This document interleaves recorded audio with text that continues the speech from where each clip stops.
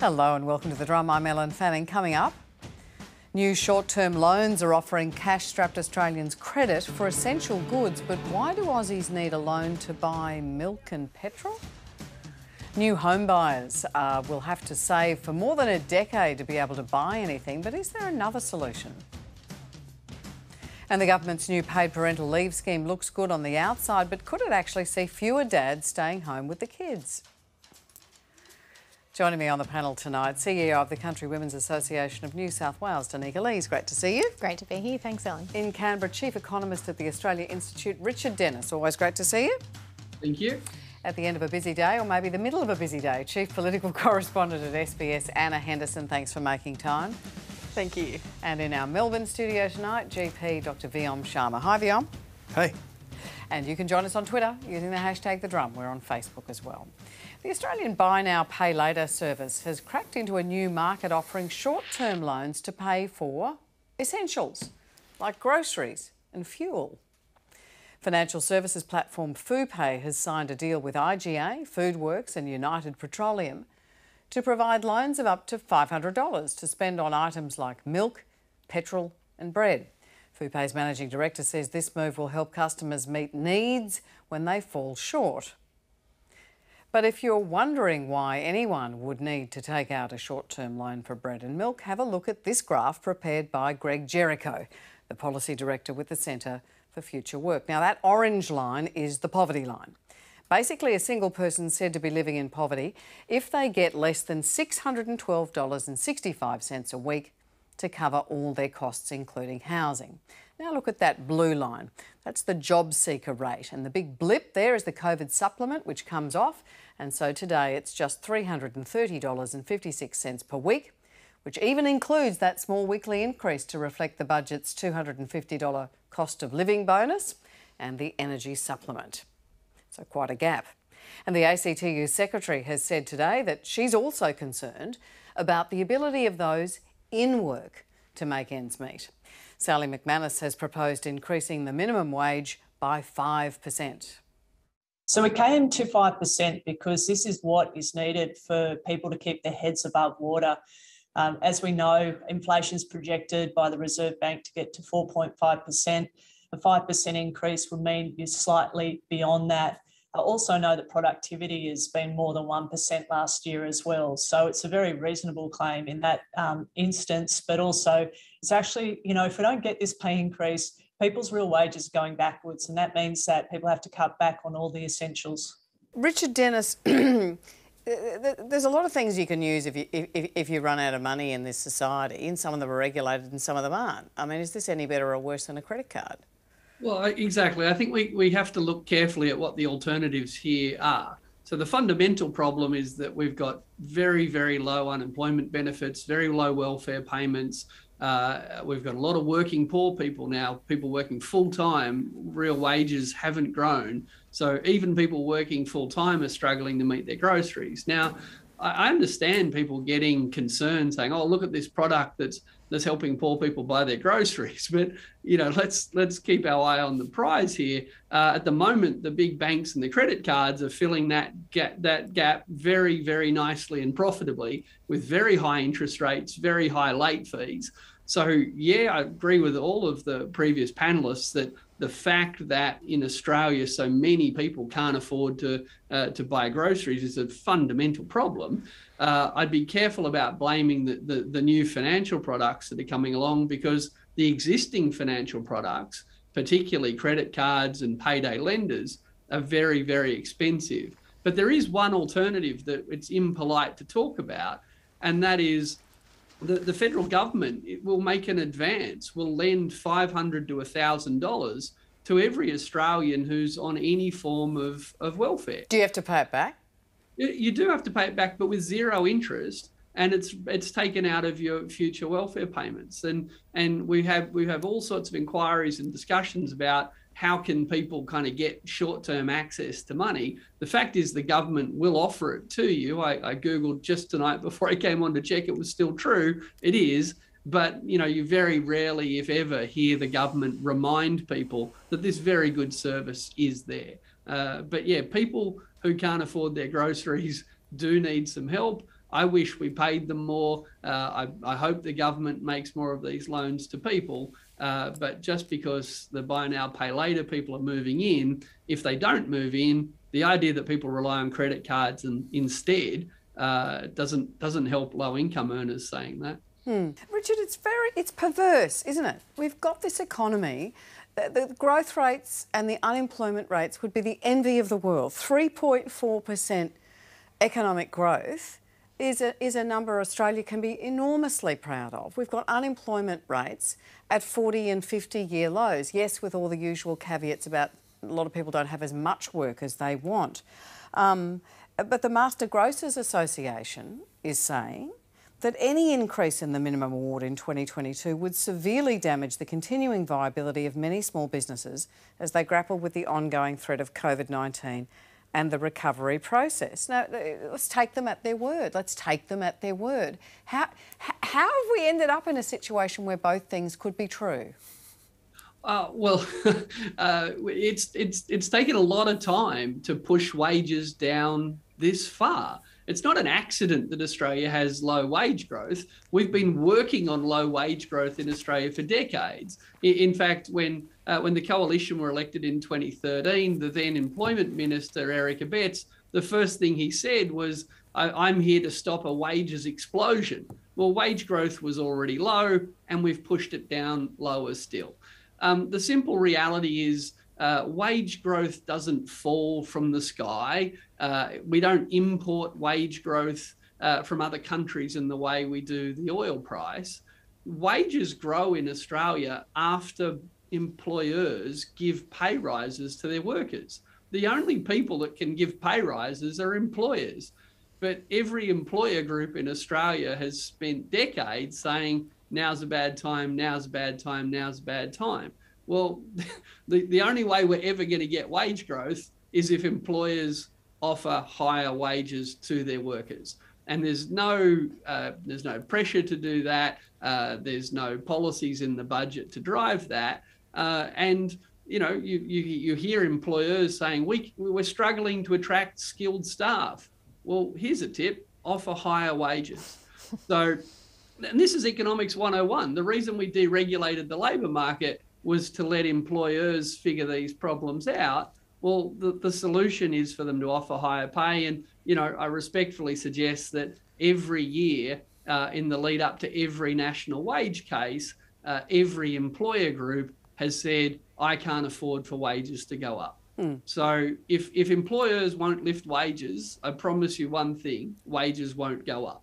They are the group that are in charge of this. And for the last 10 years in Australia, the profit share of GDP has risen steadily. The wage share of GDP has fallen steadily. This is not an accident. If we want to turn it around, we actually have to pay workers higher wages. But no one wants to. And at the same time, if you look at this moment, is this the moment in terms of the inflationary pressures that the government is looking at? Okay, the budget says something over 4%. One of the major banks says you're joking, 6%. There would have to be a genuine concern that a 5% wage increase of the minimum wage, which underpins a whole bunch of awards, could have inflationary pressure. Well, absolutely, and that kind of modelling, no doubt, is being done. But at the same time, the Russian invasion of Ukraine has really supercharged this debate because it has had this impact on Australia in terms of petrol prices. It's shown just what can happen when there is a global market shift of some nature, and the pressure is now on to try and work out how to ensure that we don't get to the end of this year and have a significant interest rate hike, which then could really impact on people's ability to pay back debt and have a significant impact on their quality of life. So there are so many different balls in the air here to weigh up, and it is just such a difficult debate because it's become so political as well, because Labor has made wages growth a real cornerstone of their criticism of the government. So it has now become something which is really charged in that way as well. Okay, and just a final one on this, Richard. Hand on heart as an economist, is there a risk that if by some magic this 5% wage ask was granted, that it would cause an inflationary spiral in Australia in the way Anna's just outlined? Of course it's possible, but let's be clear. When unemployment's high, we're told it's a bad time to boost wages. When unemployment's low, we're told it's a bad time to boost wages. Let's be clear, it's always a bad time, according to employers, to boost wages. And that's why we have such low wage growth in Australia. And I find it a bit odd that if the government or anyone was so worried about inflation, that they wouldn't have actually just said to the government, well, why are you handing out so much cash to voters in the lead up to an election? That's a bigger inflationary threat. Or why are you about to give $15 billion a year in stage 3 tax cuts? They didn't even get a mention in the budget, but people earning over $200,000 are about to get a $9,000 a year tax cut. That's going to cause some inflation too. But don't worry about government spending. Don't worry about tax cuts for high income earners. It's giving nurses a pay rise that's going to cause inflation. Forgive me for being sceptical. So it's becoming abundantly clear that in many Australian cities and towns, it's easier for a renter to climb Mount Everest than purchase a new home. That is, without the financial help of mum and dad. On an average income, it would take over 10 years to save the 20% deposit you need for a typical home. And we're told that everything with the kitchen sink is being thrown at the problem without much success. But is an obvious solution actually staring us in the face? Something we've tried before. The Drum's David Taylor takes a look. Scott Morrison has some advice for aspiring homeowners. Best way to support people who are renting a house is to help them buy a house. To help renters, the government has expanded the Home Loan Guarantee Scheme, which allows people to borrow up to 95% of the value of their property without having to take out mortgage insurance. A great position, a wonderful opportunity. Should we round it up to 800, sir? Even with government support, home ownership for millions of younger Australians remains something of a pipe dream. $932,000. $1,615,000. It's just too expensive. Could public housing provide a solution? Next on the official engagements list was a Meet the People visit to a block of Housing Commission flats in the Sydney suburb of Waterloo. It used to be the source of great pride for Australians, even something to show off to Her Majesty the Queen. Mrs Fitzpatrick came to live in Redfern from a country town when she was married 4 years ago. Post-World War II, enthusiasm for low-cost housing stock nationwide accelerated from next to zero to nearly 100,000 dwellings. And it's here that the Fitzpatricks have been provided with a new brick home by the Housing Commission. Crucially, property was available to those who both couldn't afford the rent and those who could pay some rent. Public housing used to be a way into home ownership for a generation of people who had previously only rented. The overall quality of public housing began falling when successive governments sold them off to private bidders and gave little attention to the remaining stock. Some of those communities, it has to be said, do amazing things to argue for resources for their community, but the pressure that's on them because of the way we allocate social housing only to this very tightly targeted group of low-income people in crisis puts a lot of pressure on those communities. There's now a rush on to build more public housing, but levels of stock are critically low. Research shows roughly $10 billion and over 23,000 social housing units is what's needed by 2035, a threefold increase on national social housing building rates during the late 2010s. What if, says Chris Martin, we grew the stock enough to wipe out the waiting list and expanded the eligibility criteria? That's something we could be doing with a much larger social housing sector than what we currently have, but we don't really have a plan from governments to get there from our very marginalised, shrunken current social housing sector. To make it work, he says, you'd need local authorities to assess the housing need likely to be unmet by the private market and build social housing where it's needed. Not much else seems to be working to make housing more affordable. We were inspired somewhat by your book, big the role of the state in the modern economy, Richard, where you were basically saying we can think big, we can do whatever, we can make whatever choices we want if it makes sense. And so I guess the question that we're raising tonight is, if you know you've got a problem with social housing and huge waiting lists for desperate people, and you also know you've got a problem with working people who can't afford to buy a house, is there a way to join up a solution for all of that and say, could we have a big government or subsidised building sector that somehow addressed all of those problems together? Of course we could, and plenty of countries around the world do, and in certain points in Australia we have.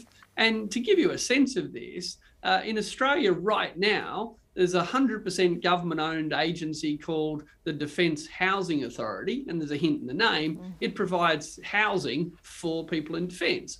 And there's no stigma attached. There's no shame or embarrassment attached to Defence Force personnel living in low-cost, high-quality homes provided to them. And I don't begrudge them that at all. But why couldn't we have the Nurses Housing Authority or the Teachers Housing Authority or the Childcare Workers Housing Authority? Or some people in regional towns reliant on tourism would talk to you about baristas and hospitality workers who they can't find. Yep. Well, of course, and this is my point. We could just actually have a housing authority that did it. Now, the numbers seem a bit scary, and only an economist can tell you this, but you heard in the package before, you know, we might need to spend $35 billion between now and 2035 to do this. Well, we just spent $40 billion on JobKeeper for companies whose profits were rising and didn't need it. So Australia's one of the richest countries in the world. We say we want to create jobs for young people. We say we want to put them into apprenticeships and give them skills. We say we want to put downward pressure on house prices and make them more affordable. Well, what if, this is just crazy talk, what if we expanded the Defence Housing Authority and just called it the Housing Authority and said, please go and build a lot more houses and please rent them out to people, even if they don't work in the Defence Forces. We could create a lot of jobs, we could train a lot of people, we could have a lot of houses. And as you saw again in the package, we've done this before. It's not new, it's just for decades we've been told that it's wasteful and inefficient for governments to spend money on things. That was never true. And we've also sort of been trained to think that people that live in public housing should be ashamed rather than we should be ashamed for not providing cheap housing to people who need it. It may seem like new parents are one of the big winners from the budget thanks to updated leave arrangements. Under the new paid parental leave scheme, single parents will receive an extra 2 weeks of government-funded leave, and for two carers, the 2-week dad and partner pay scheme has been merged so that both the primary and secondary carers can split 20 weeks of leave between them however they like. The government's touting this as a means of getting more men to take advantage of the scheme by offering them more paid weeks of leave, but according to economist Angela Jackson, it could have the opposite effect. At 2 weeks paid parental leave for dads in Australia at the minimum wage, which turns out to about 4 days for somebody on the average wage, it's probably some of the least generous paid parental leave for fathers in the OECD. And what that is doing, of course, is meaning that women are being locked into that primary carer role in our economy. And it's why women, predominantly that combined with childcare and our tax and transfer system in Australia, are simply not progressing at the same rate as we say our international peers. We're going backwards because we have policies that really don't understand how families are making those choices. And what that does is it locks women into those unpaid caring roles. It disadvantages kids because we know that having fathers being more involved in kids' life is one of the best predictors of child outcomes. And it means we're not supporting fathers to gain those early caring skills that will set them up for their parenting role going forward. Dr. Jackson has recommended the policies of Sweden and Canada, which have a 26-week paid parental leave program with a use it or lose it component for fathers, encouraging more dads to take on primary carer roles. Richard, put your policy hat on it. Should it be the aim of government policy to nudge society towards more equality in the work of parenting? Well, personally, yes, I think so. But as Angela just said, I mean, governments nudge, push, or compel people to do things all the time. You know, we spend a fortune on school chaplains to nudge people to pay attention to religion.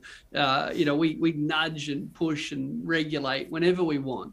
The question is, do we think this is important? Is this a problem that we want to solve?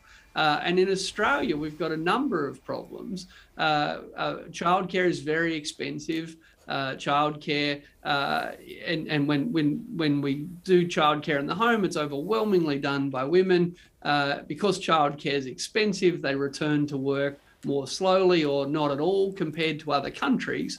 So there's opportunities to change the way that partners within a relationship think about care, and that's what previously the system was trying to do, but we've just jettisoned that. We haven't really done anything to help Australian parents, primarily women, return after they've finished caring for the kid and want to reach out for paid care. So yeah, we've got gender inequality in who cares for kids. We've got gender inequality when it's time for women to re-enter the labour market. And it's a big if, but if as a society we wanted our government to fix this, then yep, we could copy the Swedish model. It's quite common in the Nordic countries. We know what to do. We've just chosen year after year not to do it, and the consequences are significant for individuals. They're significant for couples, and they're also very significant for our economy, because women's participation rates in Australia are much lower in the 5 and 10 years after they have a kid than they are in these countries that offer free, high quality childcare. So we need to support men to do it at the time, but we need to support all parents to return to the workforce when they feel they want to.